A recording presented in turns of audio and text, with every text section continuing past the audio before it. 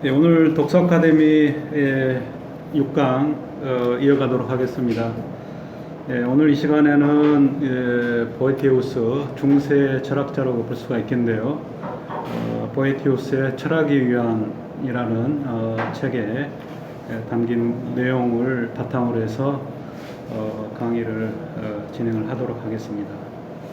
일단 이제 제가 보에티우스의 그 철학에 대한 이 강의를 하기 전에 또 몇 가지 그 인용을 했습니다. 그래서 데모크리토스, 또 아리스토텔레스, 또 아리스토텔레스의 그 니코마코스 윤리학과 또 시학이라고 하는 그 책에서 일부를 따왔습니다. 또 이 개념들이 오늘 강의와 관련된 또 핵심 개념들이기도 합니다.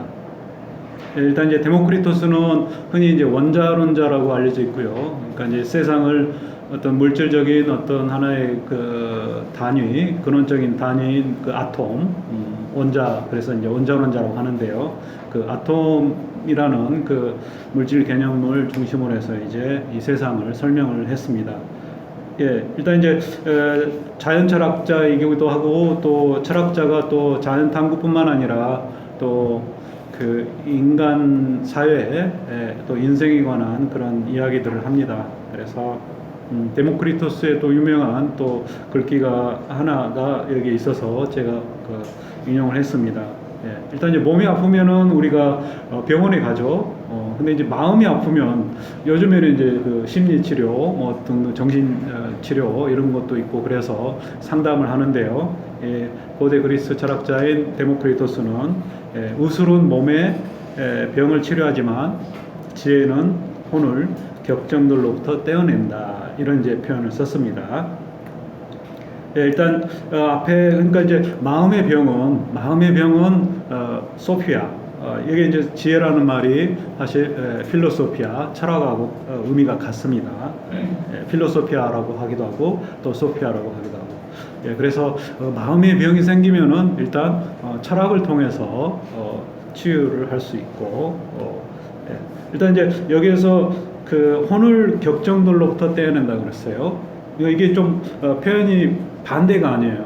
그러니까 격정을 내 혼에서 떼어낸다. 보통 몸에서 병을 떼어낸다. 또 나의 그 혼으로부터 내 혼에 든 내 마음속에 든 격정, 파토스를 끄집어낸다. 이렇게 이제 이야기를 하는데요. 그리스어로 사실 병이라는 말이 사실 노소스라고 해서 따로 병이라는 말이 있지만은 파토스 자체가 또 병이라는 뜻도 있어요. 그래서 이제 파토스가 아리스토텔레스도 그렇고 그리스 개념에서 이제 영어 표현으로 사전에 이제 뭐 페이서스라는 말이 있는데요. 그러니까 뭐 그리스 비극의 페이서스, 뭐 이런 이제 또 예전에 그 책들 보면 그런 표현들이 있어요. 그게 이제 영어식 발음으로 해서 우리말화된 그런 개념인데요. 일단은 이 파토스라는 말은 굉장히 그 의미가 다양해요. 그래서 여기에 나온 것처럼 이제 감정이 될 수 있고, 특히 이제 감정이 기본적으로 격하잖아요. 그래서 격정이라고 해요. 그리고 여기 이제 병을 뜻하기도 하고, 그래서 이제 파토스는 뭐냐면은 기본적으로 우리가 영어 시간에 배울 때 능동, 수동 배우잖아요. 능동, 수동 할 때 그 수동이에요. 그러니까 이제 파토스는 외부로부터 내가 받는 그 영향이에요. 그게 이제 심리적인 영향이든 아니면은 신체적인 영향이든. 그래서 우리가 오늘도 더우면은 뭐죠? 외부 영향에 더위를 우리가 막아내기 위해서 에어컨을 틀죠. 그렇죠? 병이 나면 또 거기에 맞는 치료를 해야 돼요. 약을 먹거나 또 의사에게 수술을 받거나. 그럼 이제 마음이 아프면, 또 마음에 병이 들면 어떻게 해야 되냐? 이건 이제 마음을 치료를 해야 되겠죠. 그 치료가 이제 바로 철학에 사는 그 분야가 바로 윤리학이라는 분야예요. 그래서 마음의 병이라는 거는 결국 이제 우리 감정과 관련돼 있어요. 파토스. 심리적으로, 신체적으로 내가 뭔가 영향을 받아서 아프면은 병원에 가지만, 심리적으로, 정서적으로, 정신적으로 뭔가 좀 세상에 대해서 좀 힘들다, 또 지쳐서 좀 뭔가 그 치료를 받고 싶다, 치유되고 싶다, 이럴 때 이제 철학을 해야 된다는 겁니다. 그래서 여기에 이제 철학의 위안이라는 이 책에서 그 보에티우스가 하고 있는 게 이제 바로 어떻게 보면 셀프 치료예요. 자기 스스로가 이제 극한 상황, 죽음이라는 억울하게 누명을 뒤집어 쓰고 죽게 됐어요. 그랬을 때 이제 자기가 자기 삶을 되돌아보면서 스스로가 이제 죽음을 어떻게 보면 의연하게 받아들이면서 그 죽기 전까지 그 남은 시간이 이제 어느 정도인지는 그 보게티우스가 언제 죽었는지 잘 불확실해요. 아무튼 젊은 그 생애를 뭐 50 정도인가요? 하여튼 그 정도 제가 책에 이렇게 보지는 않았는데요.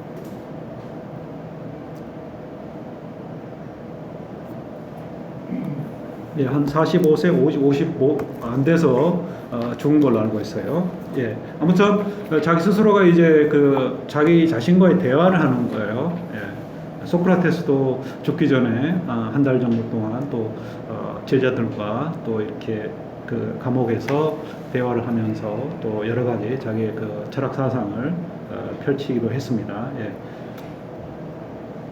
그래서 치료를 하는 이제 그 하나의 그 수단으로서의 철학을 이야기를 해요. 그래서 여기서 이제 철학의 유한이라는 말이 바로 철학이 보에티우스를 위로하는 거예요.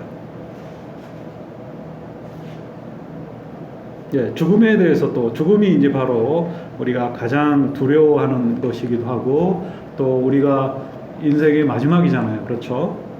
그렇기 때문에 끝이고 그래서 죽어버린 자에게는 사실 감각이 없어지기 때문에 뭐가 좋고 또 의식이 없기 때문에 뭐가 좋고 나쁜 건지 이게 구분이 안 돼요. 그리고 그 고대 호메로 서사시에도 그렇죠. 죽은 자가 말이 없고 아무 감각도 없는데 아킬레우스가 자기 친구인 파트로클로스의 그 무덤 주위를 몇 바퀴씩 돌고 이렇게 시신을 모여가는 그런 장면을 에서도 바로 이제 그걸 탓하는 사람들이 그런 거예요. 죽은 시신을 왜 그 감각도 없는데 우리가 이제 뭐 어떤 노예라든지 또 어디 보면 영화 같은 데 보면 산 사람을 이렇게 매달고 수레나 뭐 전차에 매달고 이렇게 그 고통을 주는 고문을 가하는 그런 경우는 우리가 충분히 그 사람의 고통을 주기 위해서 또 그 고통을 우리가 생생하게 볼 수 있지만 죽은 자 사체를 가지고 이렇게 한다는 그거는 이제 능욕이죠, 모욕이고. 그래서 죽어버린 자에게는 아무런 그런 감각이 없기 때문에 또 의식이 없기 때문에 이런 여러 가지 인지 활동이 이제 정지가 되는 겁니다. 아무튼 가장 두렵고 또 가장 우리가 기피해야 되는 거, 또 아까 기피하고 싶은 거 이런 게 이제 바로 죽음이에요. 물론 이제 기피할 뿐만 아니라 또 인생이 꼬이거나 또 뭔가 죽고 싶을 때 그럴 때가 있겠죠. 그럴 때는 이제 스스로 이제 목숨을 또 끊는 그런 이제 상황에 처하기도 합니다. 반대로 또 너무나 잘 나가고 행운이 뒤따를 때는 정말 인생이 이렇게 계속 됐으면 어떤 삶에 대한 어떤 충동이 또 굉장합니다. 저도 이제 그런 때가 자주는 있지는 않지만 가끔은 또 그래요. 가령 이제 제가 독일에서 유학 생활을 좀 했는데 처음에 좀 어려운 형편에서 이렇게 유학 시험에 장학금에 시험에 합격했어요. 그래가지고 이제 독일로 가는데 그날 그런 기분을 들었을 때 소식을 들었을 때 하늘로 진짜 날아가고 싶은 그런 생각이 들었어요. 또 반대로 또 저도 이제 인간이니까 또 이런저런 그런 또 나쁜 짓도 했어요, 사실. 그럴 때 이제 창피해가지고 그때는 뭐 죽고 싶다 그런 생각은 안 들지만 또 이제 너무나 자기가 나쁜 짓을 했을 때는 죽고 싶은 생각이 들지만은 또 실제로 그렇게 하기도 하고 근데 이제 창피해가지고 어디 막 쥐구멍이라도 숨고 싶은 또 그런 생각도 있습니다. 아무튼 우리가 살아가면서 죽고 싶을 때가 있고 또 계속해서 이 상태로 유지가 되었으면 하는 그런 또 좋은 때가 또 있습니다.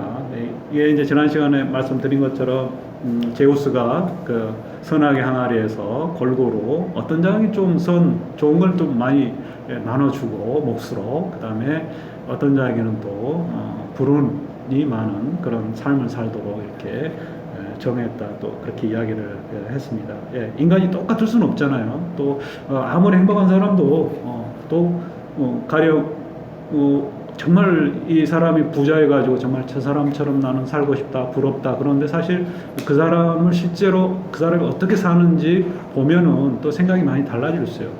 부자라고 그래서 아무 고민도 없고 뭐 고통도 없고 마냥 행복하기만 한다고 생각하는 게 그게 우리가 이제 기본적으로 가지고 있는 착각이에요. 아무리 뭐 부자여도 자기가 그거를 누릴 수 없는 그런 상태에 있다, 건강이. 그러면은 제대로 된 거 없죠. 그 제대로 행복하다고 우리가 볼 수가 없어요.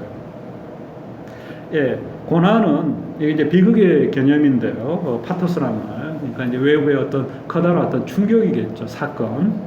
그래서 이제 비극의 주제가 되는데요. 또 거기에서 우리가 또 동정심, 연민의 정을 또 느끼게 돼요. 그게 이제 죽음, 또 심하게 고통을 당하거나 정신적인 또 부상을 당하거나 특히 이제 비극적이라는 말이 이제 우리 일상생활에서도 죽음과 많이 관련된 사건을 이야기를 합니다. 지난 시간에 말씀드린 것처럼 꼭 그리스 비극이 뭐 불행의 결말로 사람들이 많이 죽고 그래서 불행의 결말로 끝나는 그런 것만은 또 아니에요. 그래서 그 비극이라는 개념이 또 우리가 좀 바꿔야 된다는 이야기도 지난번에 말씀드렸습니다.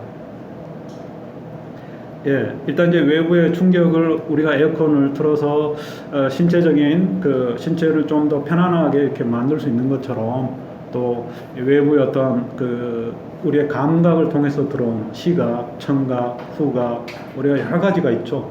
주변에서 시끄럽다 그러면 청각적인 어떤 영향을 받아서 거기서 벗어나야 돼요.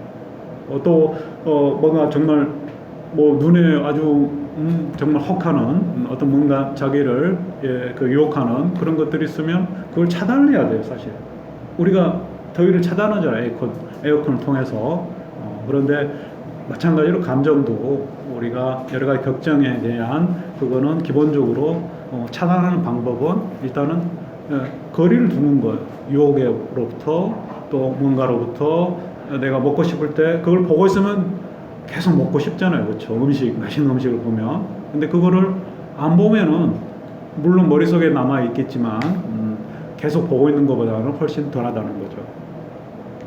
소리도 마찬가지고요. 소리도 그냥 피해가면 돼요. 저도 아파트에 살면서 소리 나면 그냥 내가 딴 일을 해요.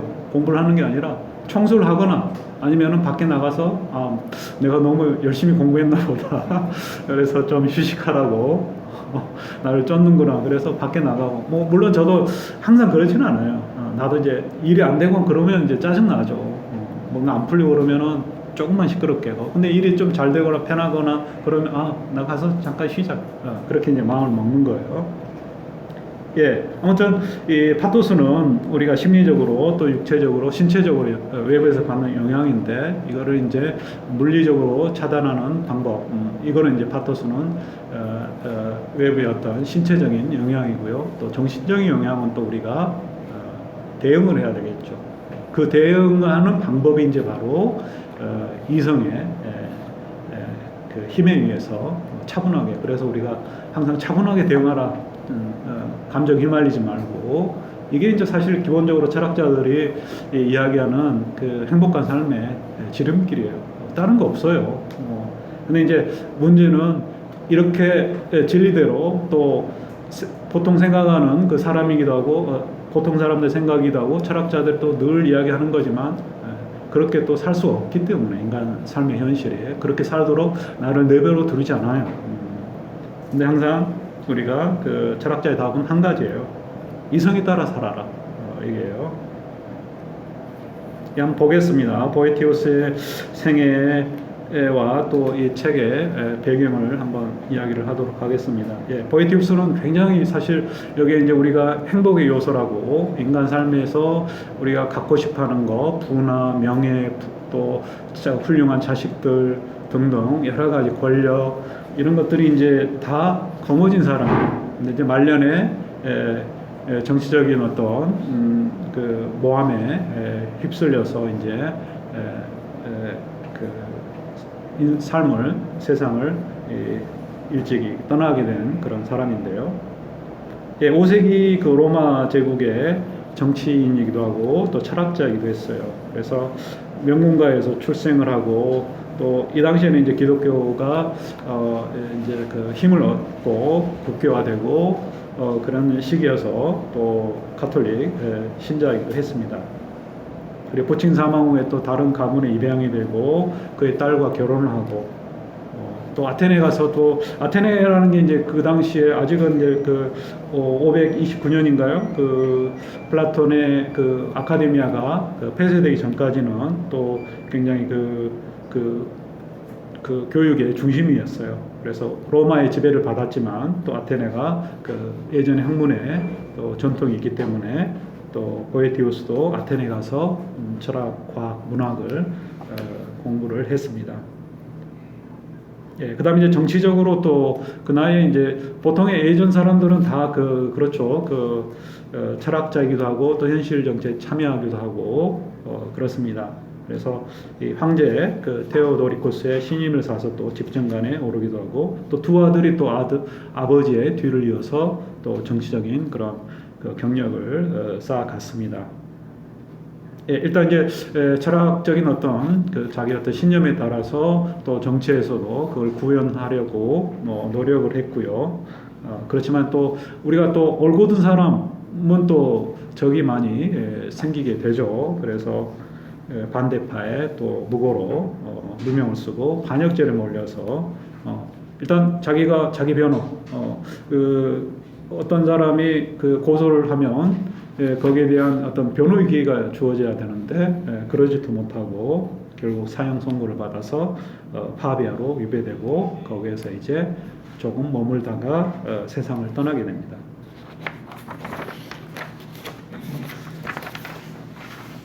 일단 이제 그 고대 그리스 철학의 배경이 있습니다. 그래서 그러니까 이제 보에티우스 책도 어떤 그리스 문화도 사실 마찬가지예요. 우리가 이제 흔히 그리스 문화를 독자적으로 고유한 어떤 문화라고 이렇게 잘못 생각을 하고 있는데요. 그리스 문화도 그냥 갑자기 생긴 게 아니라 주변에 오리엔트라든지 또 여러 주변 지역에서 또 영향을 받은 수입을 해서 그리스인들이 자기식으로 이렇게 소화를 해서 더 좋게, 그러니까 그리스 사람들은 독창적이라기보다도 받아들인 거를 더 좋게 후대에 전달했기 때문에. 근데 이제 다른 문명은 그러지 못해서 과거에 찬란했지만은 오늘날에도 그렇게 그리스인들처럼 조명을 받고 있지 못하죠. 그리스인들이 이제 조명을 받는 이유가 바로 조그만 땅덩어리고, 물론 이제 알렉산더 대왕을 통해서 영토를 확장을 하고 이제 그랬습니다만은요. 아무튼 그리스인들은 그러니까 굉장히 합리적인 사고, 정신 이런 걸 가지고 있는 사람이었어요. 그게 이제 나중에 그게 수용이 되는 거죠. 그럴듯하거든요. 이게 이제 논리고 철학이고 과학이에요. 그럴듯해야지 그냥 우기는 게 아니라 모두가 받아들일 수 있는 그런 방식으로 학문이고 철학이고 예술이고 과학이고 수학이고 이런 것들을 다 그리스인들에서 이제 뿌리를 찾는 게 이제 바로 그리스인들이 갑자기 만들어 놓았다. 그게 아니라 이집트라든지 이 주변의 여러 지역에서 그걸 다, 그리스 문자도 사실 페니케아 문자잖아요. 자기들 문자 아니에요.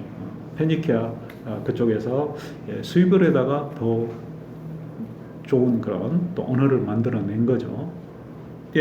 아무튼 그 보에티우스도 마찬가지예요. 이 책을 보면은 여기에 플라톤도 들어있고 아리스토텔레스도 들어있고 후대 로마 철학, 문학 이게 다 들어가 있어요. 또 보에티우스는 기독교 신자이기 때문에 또 신앙적인 그런 백그라운드, 배경이 또 들어가 있어요. 특히 이제 그 3권 넘어서 4권, 5권 보에티우스의 이 철학에 위하여라는 책이 5권으로 되어 있는데요. 4권, 5권으로 들어가면 이제 굉장히 좀 철학적인 그런 논증이 있고 또 마지막에는 또 기독교적인 어떤 교리에 따라서 또 자기 그 주장을 펼치기 때문에 또 굉장히 좀 이해하기 힘든 부분들이 있어요. 아무튼 여러 가지 그 배경이 보에티우스의 철학에 깔려 있습니다. 가장 이제 유명한 책으로 철학의 위안이라는 그 책이고요. 이게 이제 데 콘솔라치오네 필로소피아에 그래서 콘솔레이션 영어로도 아마 그대로 쓸 것 같은데요. 누구를 달래다, 위로하다 그런 거예요. 제가 이제 항상 많이 이야기하죠. 그 동사형과 명사형이 같아야 된다 그랬어요. 그래서 위안하다는 말은 사실 없어요. 그렇죠? 동사형이 없기 때문에 그냥 철학의 위로 뭐 이게 더 나을 것 같기도 하고요. 아무튼 철학이 위로를 해준다는 거예요. 철학이 달래주는 거예요. 그러니까 이제 그 철학이 그 보에티우스를 달래주는 거죠. 그러지 마라. 그게 운명이라는 거죠. 그리고 운명의 뜻을 이야기를 하고 그 다음에 그 운명이라는 거는 변덕스럽다는 거예요. 네 마음대로 될 수 있다는 게 아니에요. 그게 이제 운명의 뜻이죠. 내 마음대로 내 뜻대로 내가 하고 싶은 대로 할 수 있으면 그게 운명이 아니죠. 그거는 운이 아니죠. 운이라는 건 항상 변덕스러워. 그러니까 언제 어떻게 될지 모르는 그런 어디로 튈지 모르는 럭비공항 같은 거죠. 뭐 철학의 위안으로 이제 많이 알려져 있지만은 또 논리학 책이라든지 또 음악에 관한 이론서도 있고요. 또 신학적인 저술도 있고 그렇습니다. 그리고 주로 이제 플라톤, 아리스토텔레스를 번역을 하고 또 코멘트하고 해설을 많이 쓰려고 했습니다. 일부는 이제 남아 있지만은 또 일찍 세상을 떠났기 때문에 또 다 이 일을 마치지는 못했습니다. 철학의 유양이라는 책은요, 524년에, 그러니까 죽기 직전에 쓴 책으로 알려져 있고요. 언제 죽었는지 확실하지 않기 때문에, 결국 이제 아까 480년에 태어났으면 이제 한 40대 중반에 이렇게 세상을 떠난 걸로 추정을 할 수가 있겠습니다. 아무튼 사형 선고를 받고 유배지에서 이제 처형될 날을 기다리면서 쓴 책이 바로 철학의 위안이라는 책이에요. 이게 이제 그 마음의 또 영혼에 어떻게 보면 그 위안을 줄 수 있는 그런 이제 그 문학이라 위로 문학 또 뭐 위안 문학이라고 할 수도 있고요. 옥중 문학이라고도 할 수 있고 감옥에서 쓴 저술이기 때문에 이게 이제 또 키케로가 이전에 또 그 딸이 죽었을 때 또 이런 그 위로의 내용이 담긴 그런 또 책을 쓰기도 했습니다. 이전부터 또 이제 이런 그 위로 형태의 그런 위안 형태의 그런 저술이 있었고요. 아무튼 이제 죽음을 눈앞에 두고 지나간 화려했던 자기의 시절이 이제 떠오르겠죠. 그래서 그 생애, 그 다음에 현재를 처지를 보면 이제 어두컴컴한 그런 감옥에 이렇게 여기 이제 뒤에 제가 그림을 여기 필사본인데요. 그 뒤쪽에 이렇게 보시면 이렇게 호리호리한 여인이 이제 바로 철학의 여인이에요. 사실 철학이 눈에 보이지는 않죠. 또 그리스 신들도 이렇게 그림으로 도형으로 이렇게 조각으로 이렇게 묘사되듯이 또 그러니까 이제 지난번에 말씀드린 것처럼 과연 신이 인간의 모습을 또 철학이 인간의 학문인데 인간의 모습을 하고 있느냐 결국 이제 표현을 하려면 어떻게든 표현을 해야 되잖아요. 그러니까 이제 사람 모습으로 뭐 괴물이나 다른 짐승이 아니라 또 의인화를 하는 겁니다. 아무튼 여기 감옥에 이제 뭐 세장처럼 되어 있는 조그만 감옥에 이렇게 갇혀 있는데 갑자기 철학의 여인이 왕울 같은 걸 들고서 이렇게 등장을 합니다. 한국은 다 이 여성형이기 때문에 이제 우리말에는 없는데 우리는 뭐 여성형 만들 때는 이제 학생에다가 여학생, 남학생 이렇게 접도를 붙이는데 서구에서는 이제 말 자체가 어미 자체가 이제 여성형, 남성형이 있습니다. 철학은 필로소피아, R는 이제 주로 다 여성형입니다. 이게 이제 언어적인 그런 것도 많이 이렇게 그 공통성이 있어요. 우리도 뭐 여자 이름에 뭐 영자, 순자, 아자, 영에 뭐 애나 아가 들어가면 다 여성이잖아요. 근데 서구어도 마찬가지예요. 모음으로 끝나면은 일단 다 여성형이에요, 거의. 그 다음에 이제 뭐 소크라테스, 플라톤, 스나 뭐 이렇게 우리도 창수 뭐 우지만은 하여튼 비슷하잖아요. 창수, 철수, S가 들어가는 이게 이제 다 남성형이고 남성이 좀 거칠어서 그런 것 같은 스 발음이 많습니다. 또 이렇게 딱딱한 발음이. 그래서 지나온 그 과거를 화려했던 그 자기의 삶을 뒤돌아보고 현재 그 자기의 처지하고 이렇게 대조가 되기 때문에 이제 비참한 심경을 밝히면서 이제 철학의 여인의 그 도움을 받아서 인간의 행복이 어디 있는지, 또 인간의 운명이 뭔지, 또 신의 섭리, 우연, 또 신의 예지, 신이 다 이렇게 미리 내다보고서 인간의 삶을 이렇게 정해 놓았다.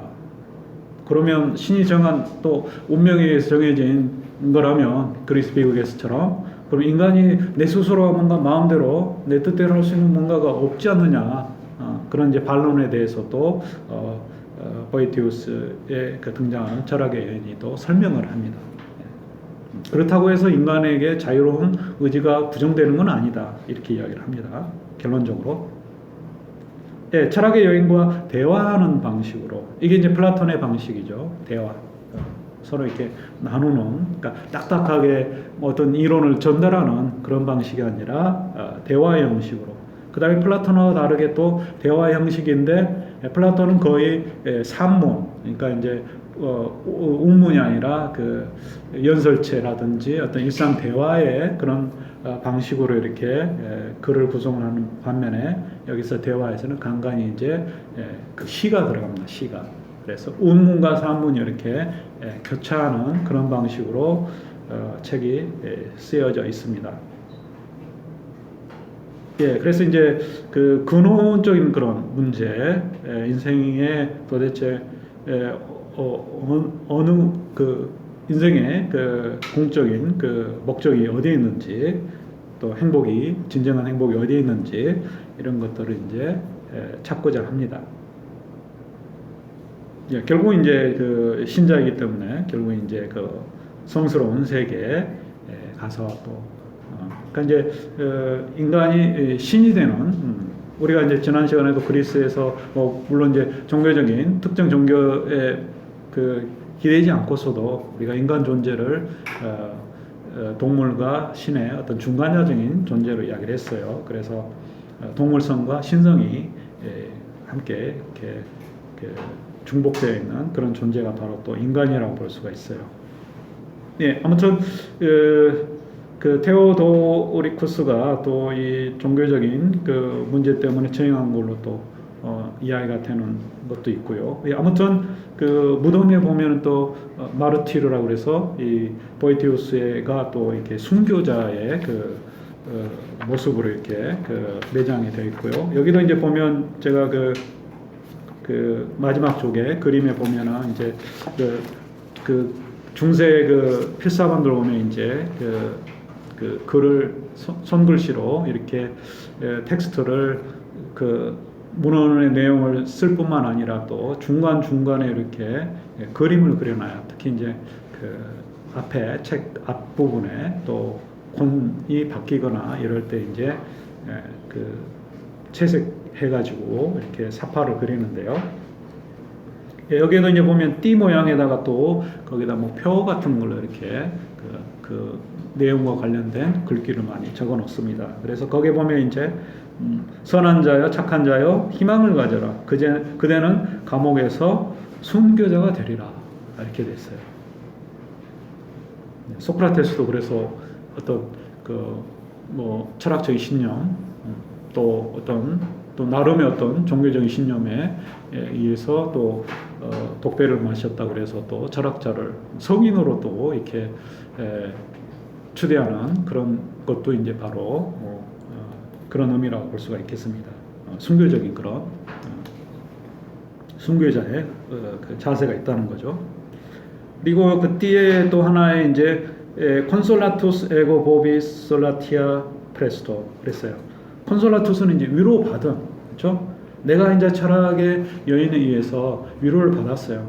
근데 이제 나만 가지고 있는 그 혜택 나만 가지고 있는 또 갖고 있을 혜택이 아니라는 거죠. 이런 혜택은 또 많은 사람들에게 또 책을 통해서 이 사람이 남기고 싶어서 이 책을 쓴 거예요. 그래서 독자들에게 그대들에게 또 위로의 말을 전한다. 예.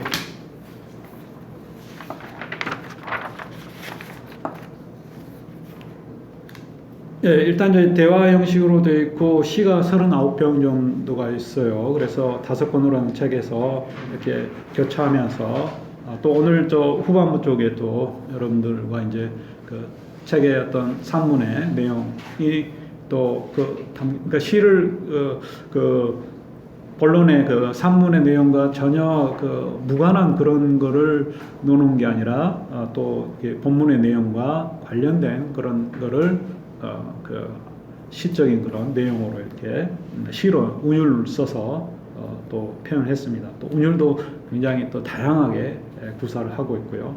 보이티우스가 굉장히 문장가예요. 그래서 그 같은 표현보다는 또 그 언어적인 그런 그 표현에서도 어떤 미를 추구하고 있습니다. 예, 철학의 위안의 내용을 이제 잠깐 전체적으로 소개를 해드리자면요. 일단 이제 1권에서는 5권으로 되어 있는데요. 자신의 어떤 그 처지, 또 비참한 그런 상태를 표현을 하고 있습니다. 그 다음에 2권에서는 행복에 관한 논의인데요. 또 행운이 우리에게 주는 그런 것들이 허무하다는 거죠. 그리고 진정한 행복이 어디에 있는지 3권에서 찾고요. 그 다음 4권에서 악의 문제. 왜 보통 우리도 이야기를 하죠. 그 큰 문제가 생기면 아니 정말 이런 큰 불행이 있는데 신이 있다면은 인간을 이렇게 큰 불행 악에서 구원을 해줄 텐데 왜 신은 그냥 속수무책으로 가만히 방관만 하고 있느냐. 특히 이제 부당한 불행 이런 거에 그걸 봤을 때 이제 신이 과연 있는지 있다면 우리를 도와줄 텐데 이런 이제 이야기를 많이 하죠. 예, 그 다음에 인간의 자유의지 또 운명에 따라 우리가 산다면 인간이 정말 내 스스로 뭔가를 자발적으로 할 수 있는 그런 게 있느냐 그 이야기를 또 신의 예지의 개념과 더불어서 설명을 하고 있습니다. 예, 4권, 5권은 특히 5권은 그냥 앞에 권을 읽을 수 있는 분들도 이 4권, 5권에서 많이 막힙니다. 저도 이제 강의를 여러 번 이제 하다가 보면은 저도 아직도 이렇게 읽다 보면은 이게 무슨 말인가 이렇게. 그래서 저도 굉장히 여러 가지 책을 이게 이제 보이티우스의 책인데요. 예, 그 정희채 신부님이 그 바오로 딸에서 60년대 그 출간한 최초의 라틴어 번역이고요. 또 시인의 힘을 빌어서 또 그 시인은 또 두상 시인인가요? 하여튼 그 도움을 받아서 그 윤색을 했다고 밝히고 있습니다. 예, 그 다음에 뭐 최근에 또 나온 책까지 해서 4개 되는데요. 예. 또 번역이라는 게 정희채 신부님은 그 번역이 이제 예전 번역이어서 세대가 바뀌어서 그래서 이제 또 새로 번역이 나오고 그렇습니다.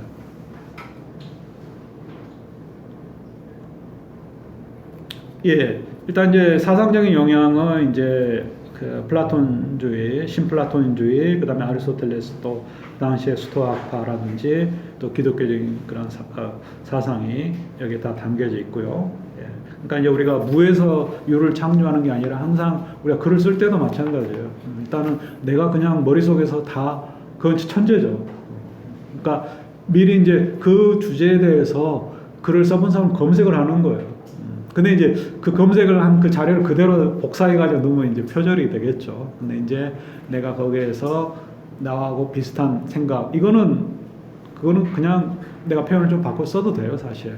근데 이 사람만이 가지고 있는 독창적인 표현이라든지 그걸 내가 내 거인 것처럼 이제 쓰면 안 되는 거죠. 그건 이제 인용을 해야 되는 거예요. 예.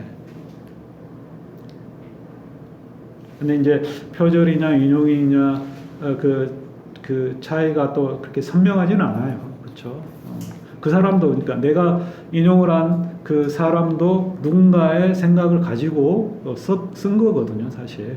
그래서 정말 오리지널로 정말 그 사람의 순수 독창적인 그런 사유라는 게 있을까 또 그런 생각도 해봅니다. 예. 아무튼 일단 그 선이 그렇게 그 선명하지는 않다는 그런 말씀을 드리고요. 예, 아무튼 이제 중세에 근세에 이르기까지 굉장히 그 많은 언어로 번역이 된 그런 책이고요. 그래서 아리스토텔레스 다음에 또 이렇게 많이 그 언급이 되는, 그리고 그 포켓판이라고 있잖아요. 그래서 이렇게 그 당시에도 있었어요. 그래서 이제 조그만 그런 그 포켓용으로 이렇게 문고판으로 이렇게 만들어서 이렇게 호주머니라든지 이렇게 허리춤에 메고 이렇게 휴대하고 읽을 정도로 또 굉장히 그 많이 보급된 그런 책이 바로 이 책입니다. 예, 또 토마스 아퀴나스에 또 영향을 미치고 또 그의 저술에 또 반영이 되기도 했습니다. 예, 일단 이제 일본의 내용은 제가 이제 그 PPT 강의를 하면 뭐 사진도 좀 많이 덜어 보여주고 이제 그래서 제가 일부러 또 거기에 자료를 몇 개를 또 많이는 못하지만 또 몇 개를 여기다가 넣어놨습니다. 예, 철학의 여인이 이제 신세 타령하고 있는데 보에티우스가 일본에서 이제 철학의 여인이 등장해서 시의 무사 여인들을 쫓아내고, 제가 이제 이런 걸 딱 보면 이제 그러니까 이제 우리도 그렇죠. 그 노래 뭐 이렇게 좀 기분이 다운되거나 그러면 이제 신나는 노래도 듣지만은 또 반대로 내 심정과 비슷한 그런 노래, 가요 뭐 이런 걸 이제 들어요. 그래서 그러면 이제 더 다운되기도 하고 또 반대로 또 사람 따라서는 또 그런 류의 노래를 들으면서 또 위안이 될 수도 있어요. 그렇죠? 그래서 그러니까 이제 우리가 질병도 그런 거잖아요. 동정요법이 있고 이정요법이 있고, 그러니까 비슷한 것을 통해서 비슷한 것을 몰아내는 방식도 있고 또 반대대로, 그렇죠? 그러니까 불을 물로 끌 수도 있고 불을 불로 끌 수도 있는 거예요. 그게 이제 어떤 식으로 어떤 상황이냐 또 사람에 따라서 또 방식이 많이 달라요. 그래서 기분이 안 좋으면 신나는 음악을 들은 사람도 있고, 아니면 반대로 정말 내 심정과 비슷한 노래를 듣고 거기에 또 위로를 삼고. 근데 여기 이제 철학의 여인은 보에티우스 옆에서 이제 노래 부르고 있는 여신들을 봤는데 이게 이제 막 계속 다운되는 노래를 들려주고 있다는 거예요. 그래서 쫓아내고 내가 제대로 된 시를 너한테 들려주겠다 이런 거예요. 그래서 일단은 보에티우스의 눈물을 닦아주면서 왜 슬퍼하는지, 그리고 이제 보에티우스는 자기가 부당하게 고발을 당한, 또 자기가 어떻게 또 자기 인생이 파멸되었는지 이거를 이제 구구절절 이야기를 합니다. 그러면서 이제 철학의 여인이 시로서 마음을 달래주고 그의 호언이 예전에는 안 그랬는데 막상 저도 그렇죠. 저도 이제 뭐 세상의 부 명예 뭐 여기에 그 얽매이지 않고 이렇게 잘 살 수 있겠다 이렇게 마음가짐 하지만은 또 막상 인생의 막판에 접어들었을 때는 이게 이제 흔들리는 거죠, 사람이. 아, 정말 계속 그걸 내가 여태 누렸던 거, 뭐 건강을 누렸다면, 또 내가 어떤 지식을 계속 가지고 있었다면 그거를 누리고 싶은 어떤 욕구가 생긴다는 거죠. 근데 이게 운명이라는 걸 내가 스스로 이제 강의를 통해서 또 생각을 하고 있는데, 막상 이제 그 상황에, 한계 상황에 부딪히면 그걸 이제 망각을 하는 거죠. 근데 그 망각된 것을 이 철학의 여인이 이제 다시 되살려 주는 거예요. 되새겨 주는 거예요. 그래서 플라톤의 또 이야기도 나옵니다. 이게 우리가 세상을 안다는 거는 결국은 내가 잊고 살았던 것을 다시 되새겨 주는 거. 그래서 흔히 이제 플라톤의 그 상기설을 이야기를 합니다. 예전에 알았던 그 알을 다시 되새기는 그런 방식으로, 여기에 이제 책이 바로 그렇게 그 진행이 됩니다. 그래서 자신의 본성을 잊었고 있었고가 아니라 잊었고입니다. 그래서 이제 고향으로 돌아가라. 자기 정신의 고향. 네 고향이 어딘지 스스로 이제 그 인도를 해주는 또 깨닫고 그러니까 그런 거예요. 여기 이제 뭐 그 너는 그 외부의 어떤 그 무고한 그런 모함에 걸려서 누명을 쓰고 여기 왔다고 이제 남의 탓을 하지만은 결국은 네 스스로가 지금 너 처지가 그렇게 된 거라는 거죠. 그러니까 예전에 철학자적인 그런 자세를 잃지 않았다면 충분히 내가 이런 운명에 처했으리라는 거를 그대로 받아들여야 한다는 거죠. 그런 점에서 소크라테스는 사실 좀 더 보에티우스보다는 한 단계 높은 사람이죠. 신세 타령하거나 그런 거는 이제 플라톤의 책에 나오진 않잖아요. 적어도 물론 이제 실제로 역사적으로 정말 실제로 플라톤이 그린 소크라테스가 아니라 소크라테스 같이 실제로 우리가 이제 뭐 만약에 타임머신을 타고 돌아가면 보에티우스처럼 또 그랬을 수도 있어요. 그렇지만 이제 적어도 플라톤이 말하는 그런 소크라테스의 모습에서는 이런 보에티우스의 모습이 나오지는 않습니다. 아무튼 자신의 본성을 잊었고 그다음 우주의 목적, 이 세상이 공적으로 어디로 이렇게 흘러가는지 또 이 세상이 지배되는 방식 이거를 알지 못한다는 거죠. 그래서 이제 나중에는 결국은 이거에 이제 그걸 아는 그걸 다시 알아가는 그런 과정을 겪는 겁니다. 일단 그다음에 이제 2권에서 행운이 주는 허무한 선물들, 그래서 이제 자신의 운명을 불평하는 보에티우스를 꾸짖습니다. 그래서 포르투나인데요, 영어의 이제 포춘의 어원이 되는 라틴어입니다. 변덕스럽다는 거죠. 그래서 운명은 행운을 주기도 하고 뺏기도 한다. 마치 제우스 신처럼. 지금은 고난에 빠져 있지만 그도 한때는 찬란한 행운을 누렸다.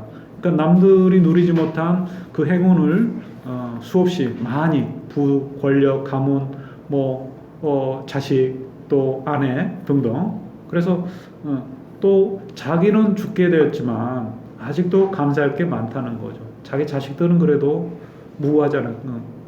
탈없잖아요. 자기 부인이라든지 가족은.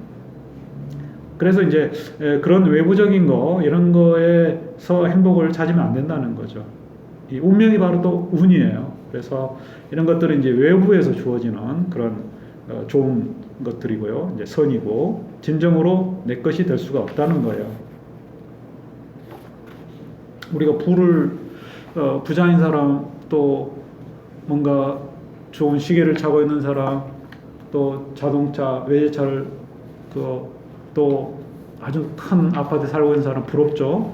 근데 그 사람이 부러운 게 아니에요. 그 사람이 가진 시계, 차, 보석이 부러운 거지. 그렇죠?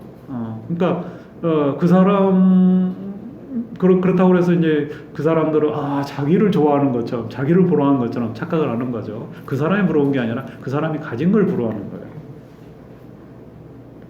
그래서 이런 것들은 이제 언제든 내 것이 아니기 때문에 빼앗길 수 있다는 거죠. 권력도, 부도, 명예도, 여러 가지, 또 쾌락도 마찬가지로.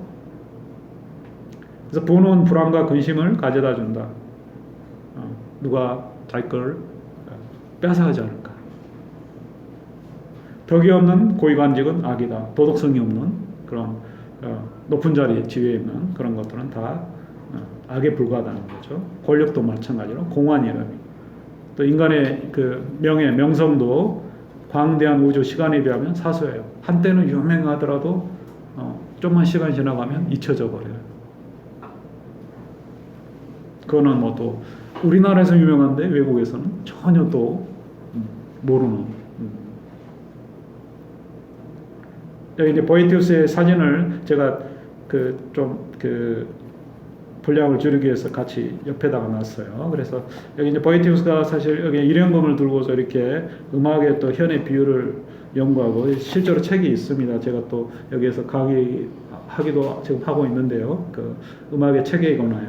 이렇게 음악론의 이야기입니다. 일단 이전에 이제 음악가들의 그 음악 사상을 또 보에티우스가 나름 정리를 하고 있는 그런 그 책인데요. 여기에도 이제 음악 악기를 연주를 하고 있는 보에티의 모습이 담겨져 있습니다.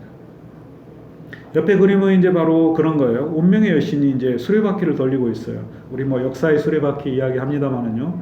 여기 이제 운명의 수레바퀴예요. 수레바퀴가 뭐예요? 돌고 도는 거예요. 위로 올라가면 내려가고, 또 아래 있는 사람이 또 올라가기도 하고, 항상 돌기 때문에 항상 위에 있을 수는 없는 거죠. 그래서 떨어진 사람, 추락하는 사람이 있고, 또 올라가는 사람이 있고.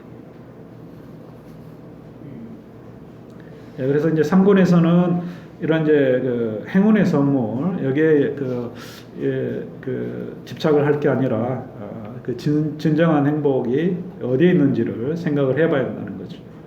일단은 행복은 가장 최고의 선, 그러니까 가장 좋은 거예요. 모든 게 다 행복을 위한 거예요. 돈도 건강도 또 권력도 명예도 다 행복하기 위해서 추구하는 거죠.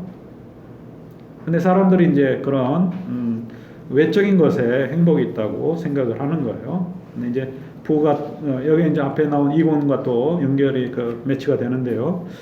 탐욕을 더하기만 해요. 가진 자가 더 가지려고 하죠. 높은 지위는 또 존경을 얻지 못해요. 그러니까 시간이 흐르면 경멸의 대상이 되죠. 우리나라 최고의 권력자들 보면 알죠. 알 수 있겠죠. 권력은 또 안전조차 보장하지 못한다. 누가 나를 해치지 않을까. 그래서 예전에 그 고대의 어떤 왕은 또 참조는 이발사를 두지 않고 자기 딸들에게 비천한 미용 이발 기술을 배우게 해가지고 자기 딸이 자기 머리를 깎게 이렇게 했다고 그런 이야기도 있습니다. 그만큼 이제 권력이 이제 불안하다는 거죠. 그래서 폭군들은 특히 두려움의 삶을 산다는 거죠. 그 다음에 무자격자, 자격도 없는 자가 얻은 명성은 그거는 이제 수치일 뿐이라는 거죠. 쾌락은 또 후회로 끝나요. 달콤하지만 또 그 순간에는 달콤하지만은 나중에는 또 우리가 식욕도 마찬가지죠. 맛있는 거 보고 배불리 배 터지게 먹으면 이제 아이고 내가 이렇게 많이 먹었지 이렇게. 그다음 또 배 꺼지면은 또 며칠 지나면 또 다시는 안 먹겠다. 술 좋아하시는 분도 마찬가지죠. 다시는 이제 술 안 먹는다. 다시는 담배 안 핀다. 이러면서도 또 이렇게 끊지 못하고 이렇게 하는 게. 그게 이제 인간의 그 욕구가 이제, 그러니까 저 같은 경우는 그런 것 같아요. 인간의 욕구를 끊을 수는 없어요, 사실. 자기가 최대한 절제하면서 이렇게 살아가는 게 현명한 것 같아요.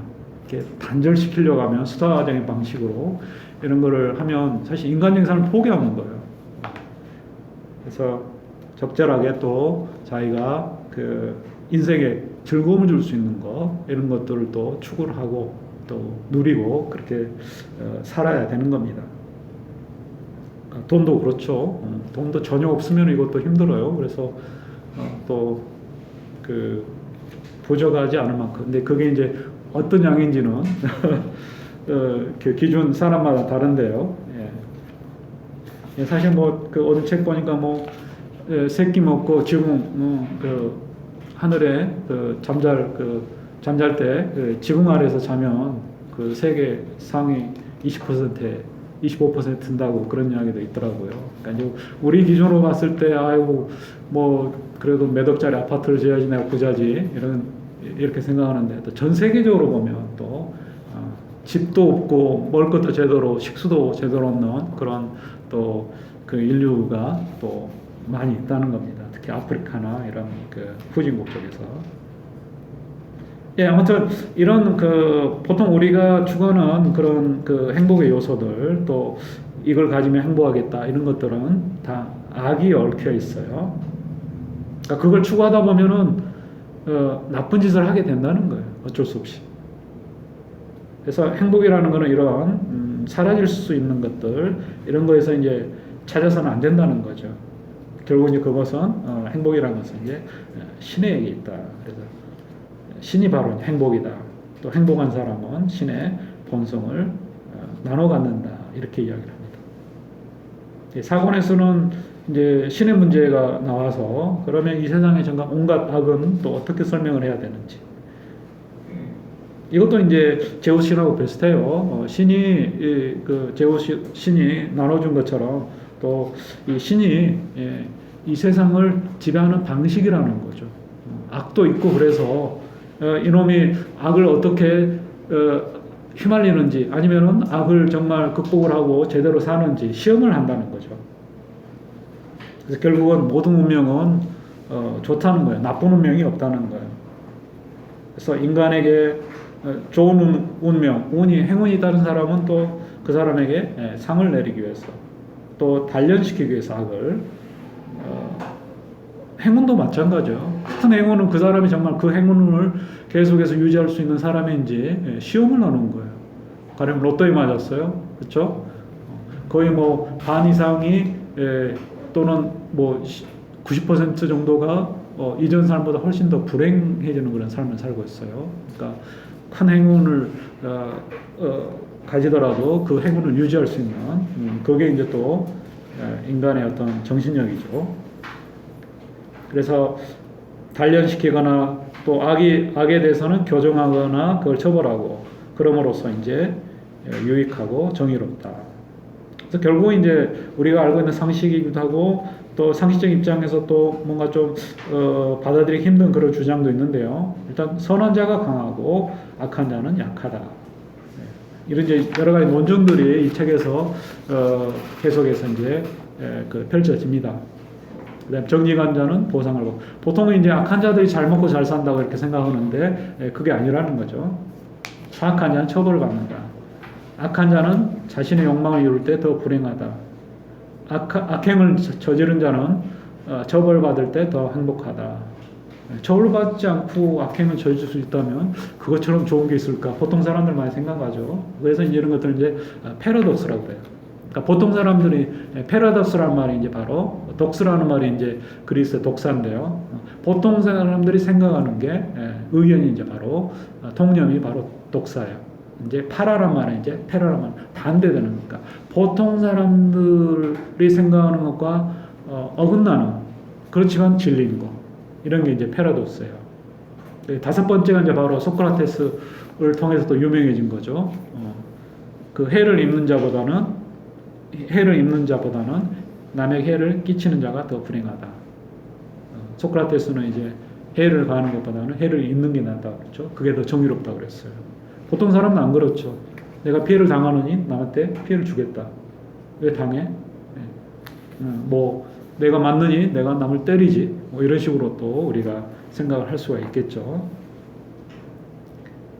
예, 5권에서는 신의 개념이 이제 나오고 그 어떤 그 교리, 기독교적인 교리에 의해서 또 인간의 운명이라든지 또 신의 그 섭리를 이야기를 합니다. 그래서 우연이라는 건 없고 모든 게 이제 필연의 법칙에 의해서 지배가 된다. 그렇다고 인간에게 자유가 없는 거 아니다. 인간에게 선택의 자유가 없다면 보상과 처벌은 부당할 것이기 때문이다. 내 의지대로 안 했는데 어떻게 그럼? 그쵸? 범죄를 저질러도 다 이게 신의 뜻이고 운명이고 그러면 나를 처벌할 게 아니라 신이라든지 운명을 처벌해야 한다는 거죠. 우리가 이제 행위에 책임을 물을 때는 항상 그거죠.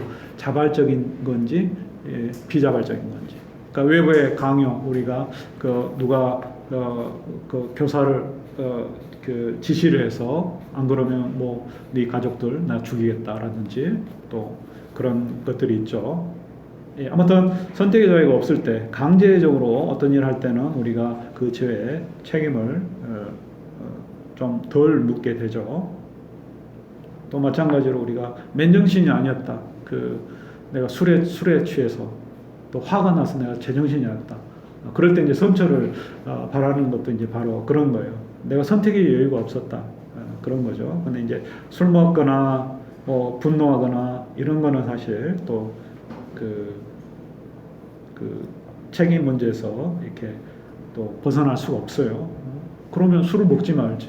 아니면은 스스로 평소에 그 화를 좀 다스리는 걸 배웠어야지. 이렇게 또 우리가 반문할 수가 있죠.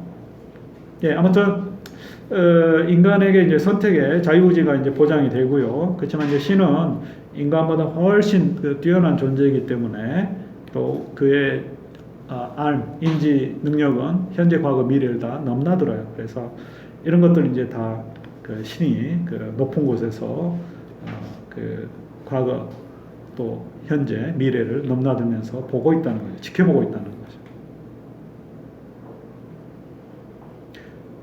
예, 그 다음에 이제 또 오늘 이제 그 뒷부분에 이제 들어가는데요. 여기 그 4쪽까지 일단 설명을 하고 잠깐 쉬도록 하겠습니다. 이 앞에 이제 일본에서 그 철학의 여인이 그 일본 먼저 시를 한 탄을 먼저 읽을까요? 예, 보이티우스의 그 5쪽에 보면 이게 이제 이 시가 먼저 나옵니다. 그래서 보이티우스의 그 철학의 유한이라는 책에 그 펼치면 이 시가 맨 처음에 나오는데요. 예, 보이티우스의 이제 신세 타령이 여기에 담겨져 있습니다. 전에 나의 모든 수고가 찬란하게 빛나던 때에는 기쁜 노래들을 읊었건만 지금 눈물 속에서 슬픈 시들을 지을 수밖에 없게 되었구나. 눈물에 찍힌 시의 여신들만이 나의 펜을 움직이고 처량한 비가들, 슬픈 노래들이 내 뺨을 눈물로 적시는구나. 하지만 그 어떤 위협도 시의 여신들이 나의 길에 동행하는 것을 막지는 못하리라.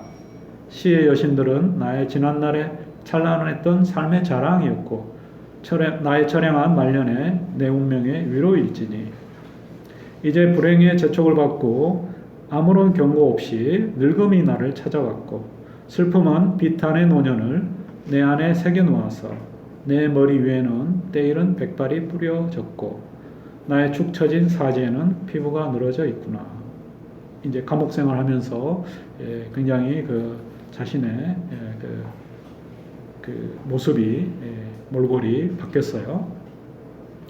죽음이 달콤하고 즐거운 시절에는 물러서 있다가 비탄에 빠져 시도 때도 없이 울부짖는 자에게만 찾아준다면 정말 다행이련만. 불행에 절어 있는 자로부터는 매정하게도 귀를 막고 돌아서 버리고 야속하게도 애곡하는 눈을 감겨주려 하지 않는구나. 변덕스러운 운명의 여신이 미소를 짓고 내게 다가와 거짓된 행복의 삶을 주었을 때부터 슬픔과 비탄의 시간은 이미 내게 준비되어 있었도다. 이제 먹구름이 아무니 찾아와 행복의 달을 벗겨놓으니 나의 삶에는 고달프고 지친 나날들이 끝없이 기다리고 있구나. 오 나의 친구들이여, 어찌하여 너희는 시도 때도 없이 나는 좋은 눈을 타고난 사람이라고 말하여 나를 속이기를 그치지 않았던가.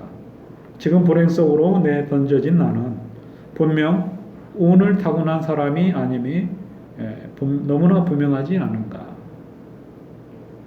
일단 이제 과거의 모습과 현재의 모습을 비교를 스스로 하면서 자신을 이제 불행에 빠지는 그런 사람으로 이렇게 이야기를 하고 있습니다. 이게 이제 그 달래주는 방식인데 여기서도 이제 그 시의 여신들, 이게 이제 흔히 우리가 이야기하는 그 뮤즈 여신들이에요. 뮤즈. 그리스어로 이제 무사라고 그러는데요. 이게 이제 여러 명이어서 9명이어서 이제 복수형으로 무사이라고 이렇게 이야기를 합니다. 여기 이제 뮤즈 여신들이 나와 있는데요. 여기에 여러 가지 그 학문적인 영역도 있고 또 뭐 천문학이라든지 또 주로 이제 비극, 기극, 서정시 또 노래 여러 가지 장르의 비가, 찬가 또 서정시 또 역사 이런 그 관련된 그런 그 신들이 있습니다. 여기 이제 로마 시대 그 무덤의 그 석관에 장식된 그런 그 문양인데요. 여기 이제 다양한 9명의 뮤즈 여신들이 제각기 이제 자기를 상징을 하는 그런 물건들을 들고 옆에 서 있습니다. 일단 여기에 보통 이제 뮤즈 여신들이 사실 비탄한 보이티우스의 더 부추기는 그런 시인들은 아닌데 아무튼 보이티우스에 등장하는 보이티우스 앞에 등장하는 철학의 여신은 또 이런 여신들을 쫓아냅니다. 아주 저리 가라 여인네들아 뭐 이렇게 평화하듯이. 이게 이제 사실 어떻게 보면 플라톤적인 그런 모티브가 있는 것 같아요. 플라톤은 이제 감정을 부추기고 감정에 뭐 식물에 물을 주듯이 감정을 키워가지고 이렇게 활활 타오르게 또는 자라게 만드는 그런 게 이제 시라고 그랬어요. 그래서 이제 국가에서 이런 그 시인들을 추방을 해야 된다. 이상적인 국가에서는 이런 시인들이 들어설 자리가 없다. 이렇게 이제 이야기를 하는데요. 예, 여기 이제 보에티우스는 또 이제 비슷하게 좀 뭔가 그러니까 시를 쓰더라도 약간 이제 인생에 도움이 될 만한, 그러니까 감정만 이렇게 부추기는 그런 시보다는 또 철학적인 어떤 교훈 시. 그래서 시라는 것 자체가 어떻게 보면 이제 운율이 있고 또 표현 자체가 또 우리가 시적인 표현을 이야기하잖아요. 그래서 일상적인 그런 평범한 그런 단어가 아니라 또 시어가 있죠. 그런 걸 통해서 이제 우리에게 미적인 감각을 쾌감을 이제 주는데요. 그런 이제 장치를 보에티우스도 이제 철학의 여인 또는 자기 스스로가 그걸 이제 하고 있는데요.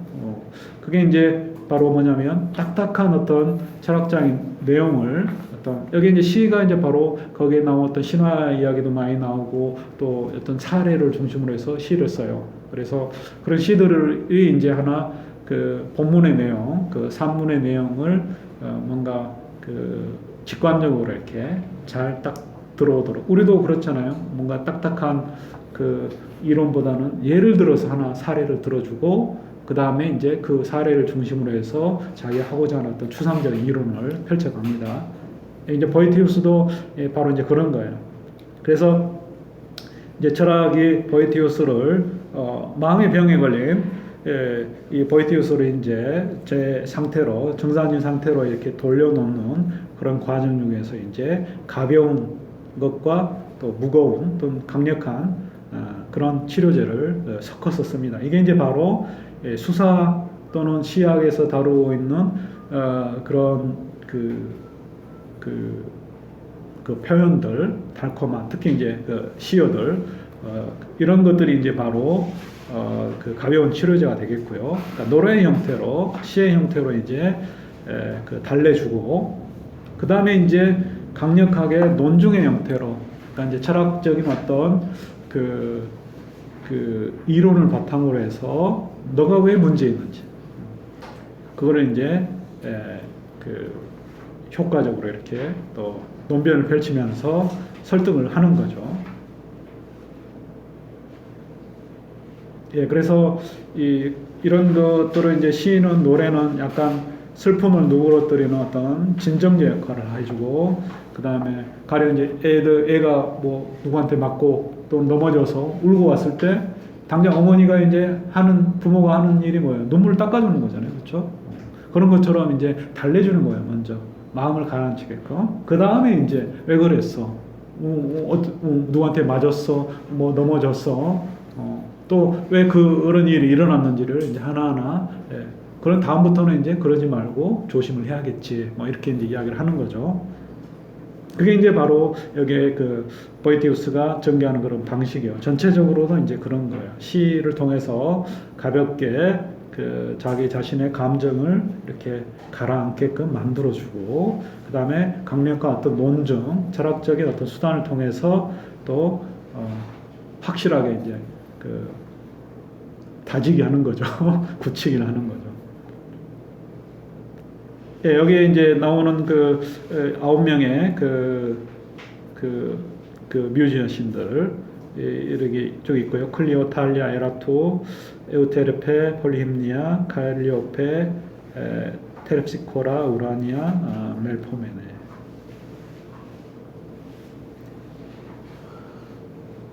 예, 그래서 잠깐 또 쉬었다가 2부에서는 또 그 여기에 나온 그 시들을 통해서 보에티우스의 철학 이변에 또 어떤 그 생각이 담겨져 있는지 보도록 하겠습니다.